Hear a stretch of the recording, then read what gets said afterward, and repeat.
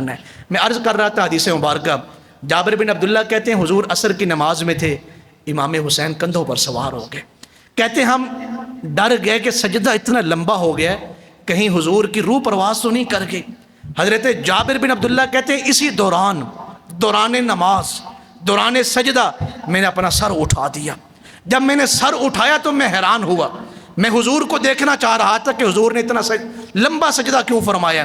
جب میں نے اپنے سر کو اٹھایا میں نے حضور کی طرف دیکھا، حضور سجدے میں ہیں اور امام حسین حضور کی پشت پر بیٹھے ہوئے ہیں۔ جب نماز مکمل ہوئی امام حسین اپنی مرضی سے نیچے اترے، پھر حضور علیہ السلام نے نماز کو مکمل فرمایا۔ ایک صحابی نے پوچھا یا رسول اللہ صلی اللہ علیہ وسلم، آج سجدے کو طول دینے میں حکمت کیا تھی؟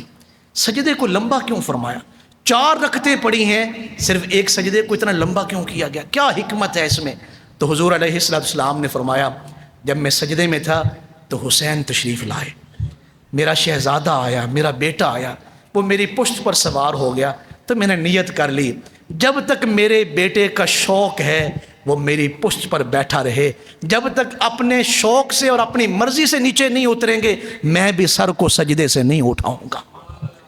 خطبے کے جمعے حضور نے امام حسین کے لیے چھوڑے ہیں، خطبہ دیتے ہوئے چھوڑ دیا ہے، حضور جن کے لیے سواری بنے ہوں۔ ایک موقع پر حضرت ابو ہریرہ کہتے ہیں ہم سفر پر تھے تو امام حسن اور امام حسین شیر خوار تھے، چھوٹے تھے تو رونے کی آواز آئی، مجھے حضور علیہ السلام نے فرمایا ابو ہریرہ حسنین کریمین کیوں رو رہے ہیں؟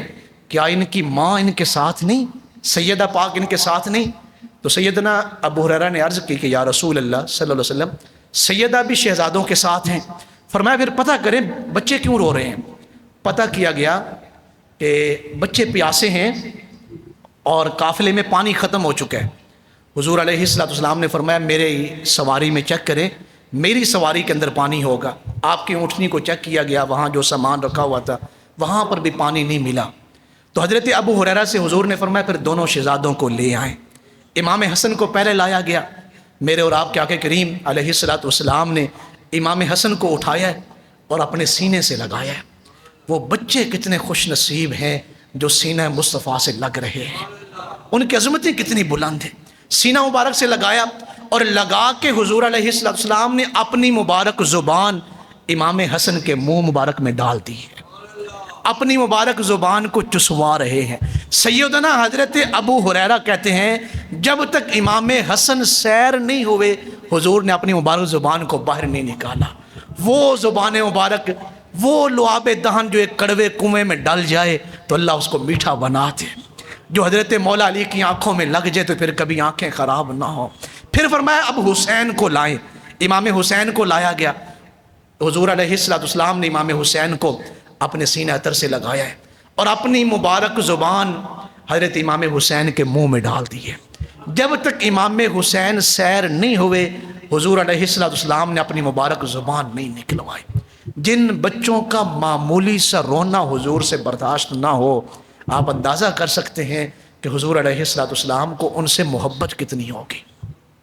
پھر صحابہ کرام نے خود بھی محبت سیکھی ہے اہل بیت کی اور پھر اپنی اولادوں کو سکھائی ہے۔ بڑا مشہور واقعہ ہے، حضرت عمر وظائف بانٹ رہے ہیں، وظیفے دے رہے ہیں، اپنے بیٹے کو آپ نے 500 درہم دیے۔ آپ کے بیٹے کے دوران ہی شہزادے تشریف لائے، حضرت امام حسن اور امام حسین تشریف لے آئے۔ تو حضرت سیدنا فاروق اعظم نے امام حسن کو اور امام حسین کو 1,000 درہم دیے۔ اپنے بیٹے کو کتنے پیسے دیے؟ 500 درہم، اور شہزادوں کو کتنے پیسے دیے؟ 1,000 درہم۔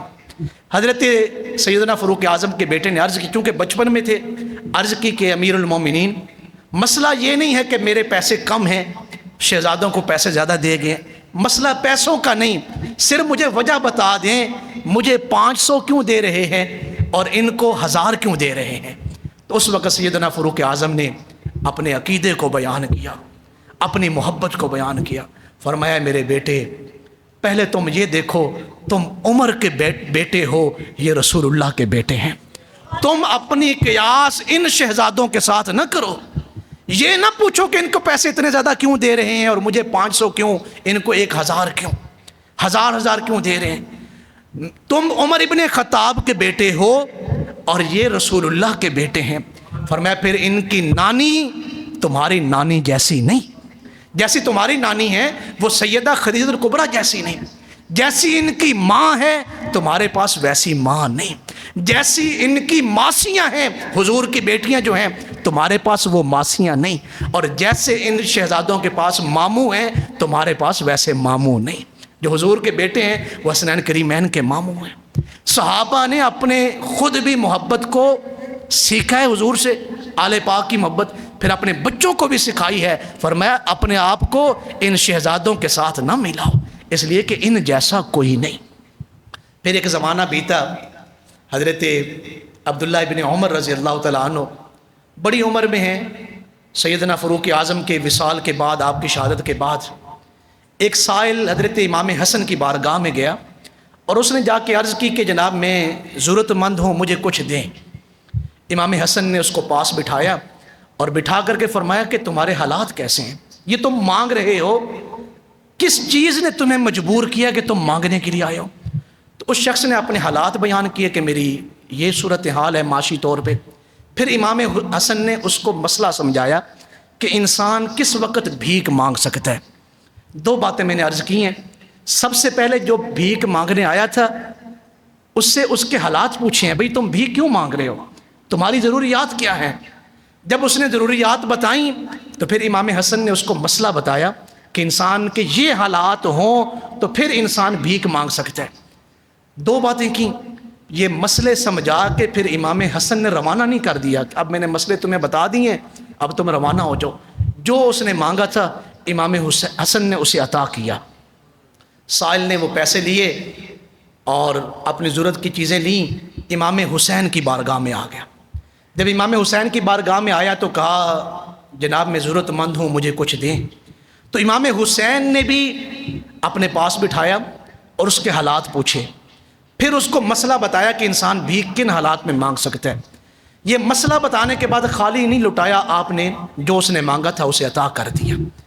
یہ دو جگہوں سے خیرات لے کے، جیسے میں نے کہا کہ اپنی اولادوں کو حضور کی آل کی محبت سکھائیں، یہ دونوں جگہ سے خیرات لے کے پھر حضرت عبداللہ بن عمر کے پاس آیا، سیدنا فاروق اعظم کے بیٹے کے پاس، جن کو بچپن میں حضرت عمر سمجھا رہے ہیں خبردار تم اپنا ان ہستیوں کے ساتھ مقابلہ نہ کرو۔